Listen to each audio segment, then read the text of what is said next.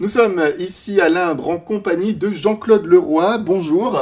Bonjour. Vous êtes le président du conseil départemental du Pas-de-Calais, et ce depuis le mois de novembre 2017. Alors on vient vous voir pour prendre un petit peu de vos nouvelles, prendre un petit peu des nouvelles de ce département, notamment avec tout ce qui se fait au niveau national. Emmanuel Macron a donné un plan pauvreté. On voulait savoir avec vous comment il pouvait être intéressant ici dans ce département du Pas-de-Calais.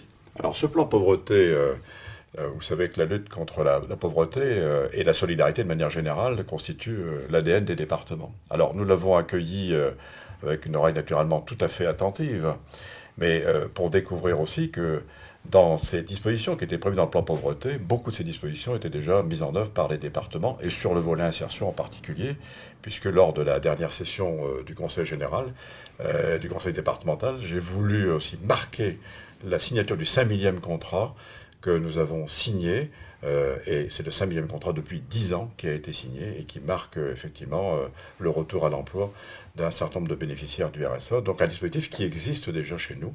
Et donc ce que nous souhaitons surtout, c'est l'amplification, encore une fois, de ces dispositions, et on espère bien que effectivement les moyens seront au rendez-vous. Ouais, vous parlez justement du RSA, c'est un point intéressant. Comment se porte le département du Pas-de-Calais par rapport au département du Nord, avec votre voisin Jean-René Le Serre, qui connaît bien des difficultés à cause du RSA, justement? Alors sur le RSA, le constat qui a été fait par l'ensemble des présidents de conseils départementaux, c'est dans beaucoup de départements une hausse du nombre de bénéficiaires du RSA.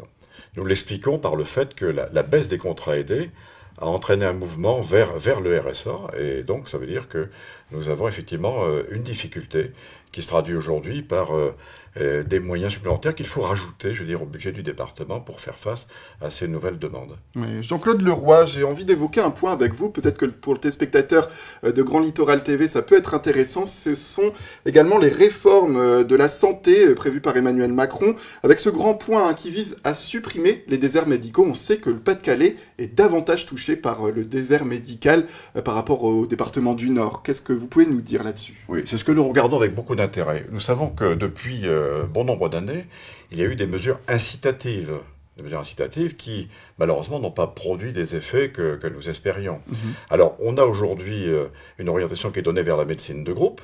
C'était la réalisation des maisons de santé que nous suivons avec, encore une fois, beaucoup d'intérêt et que nous accompagnons et que nous allons accompagner. Mais on s'aperçoit que la solution n'est pas uniquement, sauf pas uniquement sur les mesures incitatives. Vous savez qu'aujourd'hui, ce sera plutôt, je veux dire, des mesures législatives peut-être demain qui devraient permettre notamment peut-être de régionaliser les internats. Enfin, en tout cas, il y a bon nombre de rapports parlementaires qui existent et que nous regardons avec beaucoup d'intérêt. Les mesures incitatives ont parfois marqué aussi, je veux dire, leurs limites. Je crois qu'effectivement, il faut davantage accompagner, par exemple, les stagiaires, les maîtres de stage. Mais voilà, moi je suis de ceux qui pensent que nous avons peut-être atteint la limite de l'exercice, qu'il faudra peut-être demain réfléchir aussi à d'autres possibilités. On a parlé de l'augmentation du numerus clausus. C'est effectivement le numerus clausus, je vais dire, peut-être une solution. Mais si les étudiants prennent tous la même destination et ne s'installent pas dans la région qui les a formés, pour la plupart, nous n'aurons pas atteint l'objectif. Ouais. Mais sachant que le numerus clausus, revenons-en, il ne produira pas ses effets tout de suite. Donc les déserts médicaux ne seront pas comblés du jour au lendemain. Il faut prendre ça aussi en compte. C'est pour ça que ces mesures existent peut-être également. 400 médecins qui doivent être déployés justement pour éradiquer ces déserts médicaux. Est-ce que pour le Pas-de-Calais, c'est nécessaire d'agir aujourd'hui aussi? Bien sûr, et des mesures qui sont immédiates.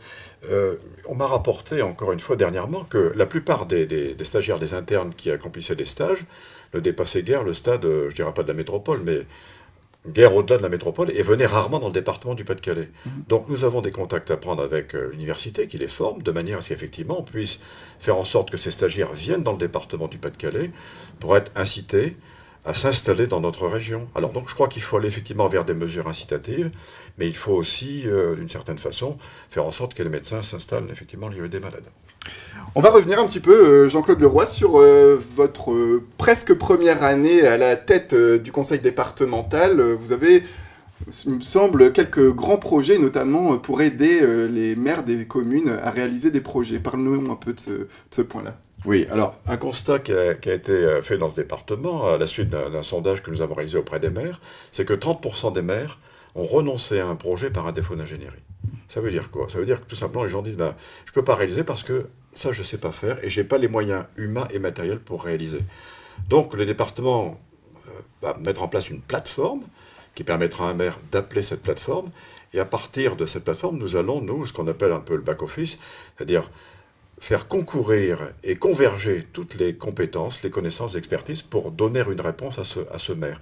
Vous savez, les départements, ce sont des ingénieurs, ce sont des médecins, ce sont des gens qui sont très qualifiés. Nous avons bon nombre de métiers dans nos départements. Et puis nous avons aussi des organismes associés au département ou qui travaillent avec le département. Donc il s'agit encore une fois d'assurer la convergence de ces connaissances, de ces expertises, pour faire en sorte que le maire, après nous avoir appelé, ou avoir appelé l'un de nos partenaires, se trouve avec une réponse unique, qui sera une véritable feuille de route qui lui permettra de dire, ben voilà, maintenant je sais comment conduire mon projet. Donc c'est faciliter la vie des maires et faire en sorte qu'on puisse effectivement faire en sorte qu'un projet puisse aboutir. Alors le nom de cette plateforme c'est quoi et quand est-ce qu'elle sera complètement opérationnelle? Ah, ça ne vous surprendra pas, c'est Ingénierie 62. D'accord. Et la date d'opération? Nous la mettons en place très rapidement dès la signature. La signature aura lieu au cours de la session du conseil départemental qui se déroulera très prochainement. Donc on peut dire que pour le 1er octobre, ce sera fait. Très bien, bon, la date est donnée.